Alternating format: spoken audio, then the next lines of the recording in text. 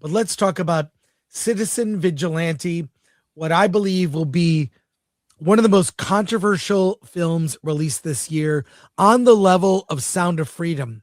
You will see people wildly praise this movie when it discusses the themes. It is a very cliched exploitation movie in the vein of a Death Wish or a Taken or a you know an old Dirty Harry movie with Clint Eastwood, a revenge exploitation movie about an Avenger going off to right the wrongs of people who have not received justice from our judicial system.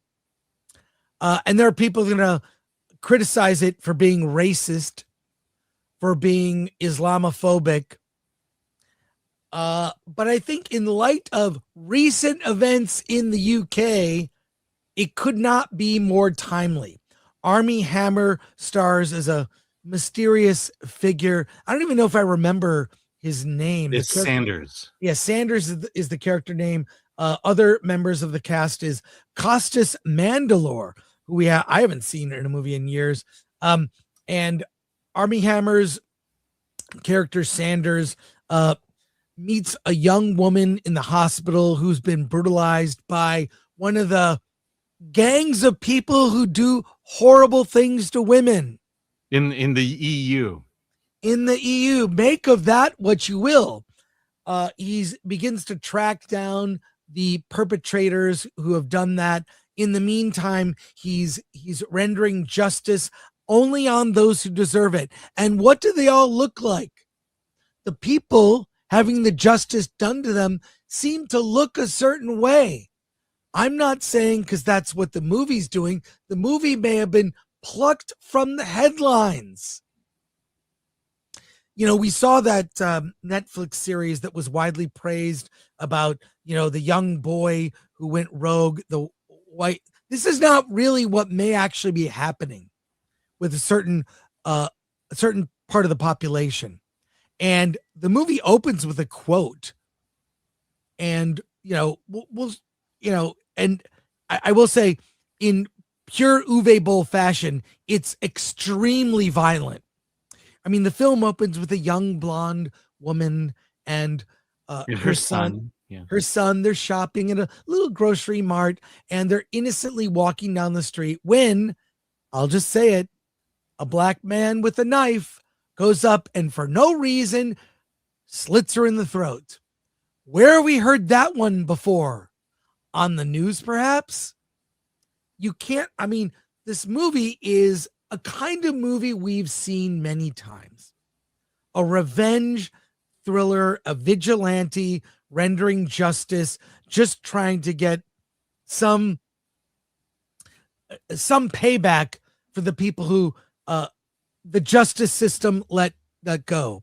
And if you know anything about a certain report that was recently released in the UK, you'll know this is not based on any particular case. It's based on lots of different cases, not the vigilante aspect, but the cases, the crimes themselves. And kudos to Armie Hammer, who, got canceled for, he cheated on his wife and sent some explicit texts to a girl who made them public. Probably a bad choice. He made some bad life choices for which he paid with his career and his family. Mm-hmm. But Uwe Boll, offered this movie to Armie Hammer, and they shot it in Armie. He kept it real. I mean, the guy, he gives no F's. He went for it. It's extremely violent. And I will say this, I have a visceral reaction whenever I see cases like this, because I'm a father to a daughter. Alan, you're a father to a daughter. The thought, I don't fear death. I fear anything happening to my kids. The amount of rage, or even the thought of that happening, I get like tensed up where I could see myself driven to doing something I shouldn't if that were to occur. So the feelings that this movie taps into are very visceral for me. I'm not sure how you felt, Alan. I would recommend this movie with a warning, and it's already being banned. It was banned in Germany. I assume it's going to be banned in other countries based on how headlong it goes into this issue.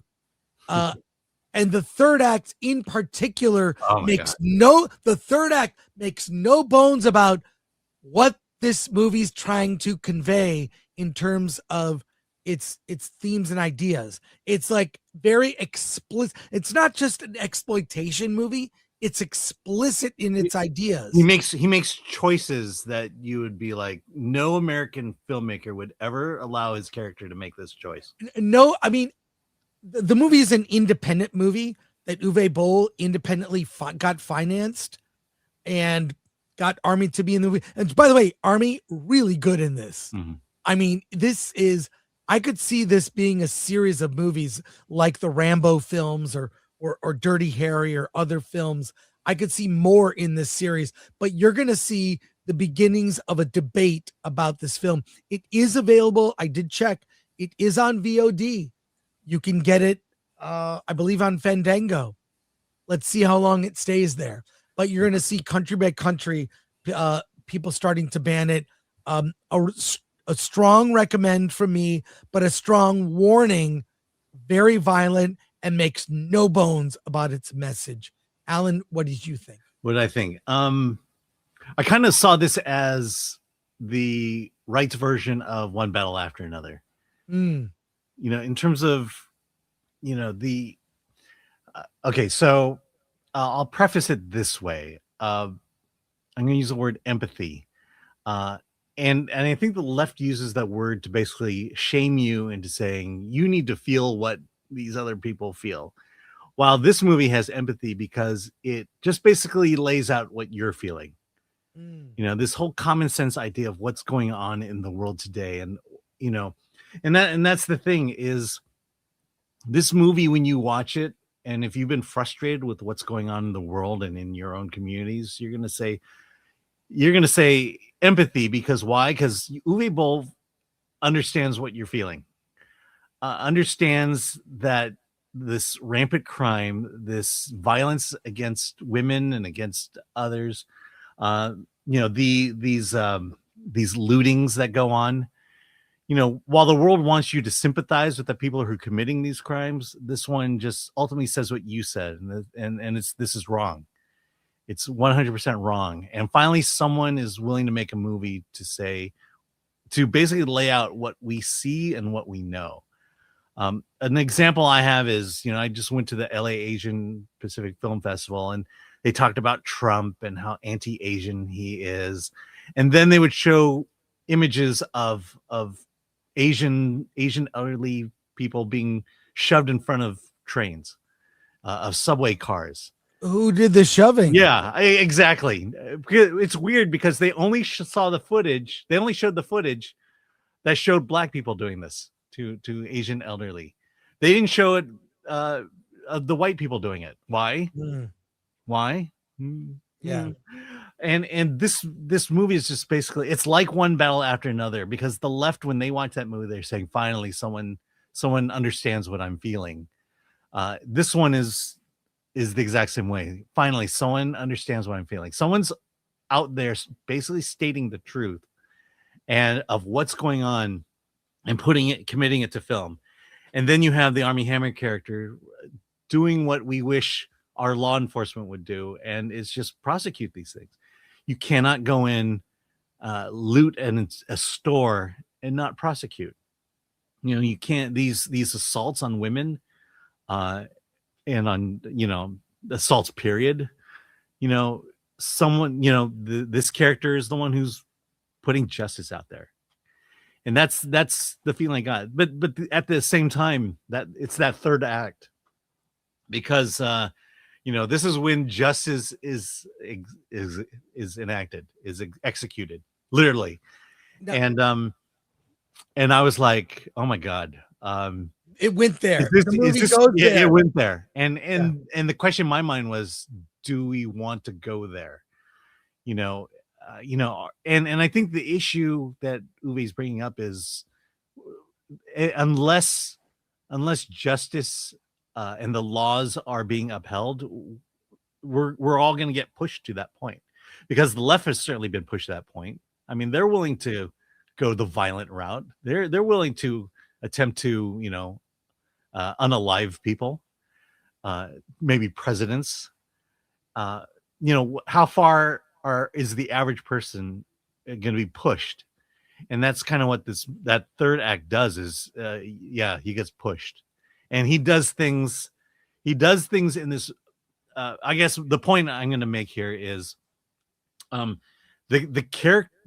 Army Hammer's character to me was a dangerous character, even though he's doing the things, that I wish he would do. At the same time, I was like, I don't know that I would condone this. And look, I think if I were making the second movie, let Sanders do these things. But in the second movie, there's got to become a point of reckoning where he's got to be confronted with his actions. And I think that would make a compelling second film. And to kind of see what mess we're later. That would be some really bold storytelling. Yeah, but this one is definitely the setup to what could be a really great second movie. Yeah, or a series of movies, but I can see it taking different turns. They do. One other thread in the film is his adulation and praise on social media. Yeah. And I think what this movie is tapping into is the anger people are feeling that something isn't being done, that bad things are happening in the country, and this problem is not being addressed at all. And this taps into that anger, and you can call it racist all you want. It doesn't mean that what we're seeing in this movie isn't true. That those I mean, that's the question. Is the truth racist? Is the truth racist? But a strong recommend from me with a warning. Alan, do you recommend it? Yeah. And we will probably be the only people who review it on Rotten Tomatoes. Yeah, we'll be the only people. Or yeah.